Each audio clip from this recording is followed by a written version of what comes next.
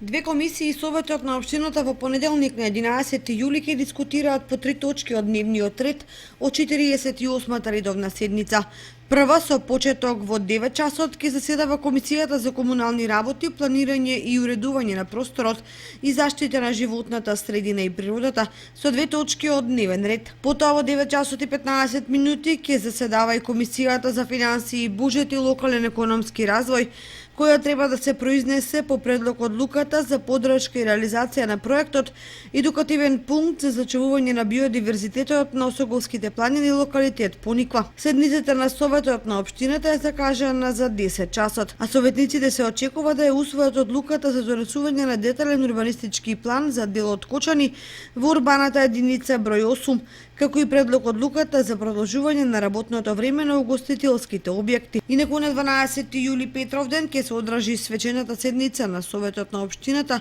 на која обраќање ќе има градоначалникот Радко Димитровски, а ќе биде доделени наградите за животно дело и за значајни остварувања за развојот на општина Кочани.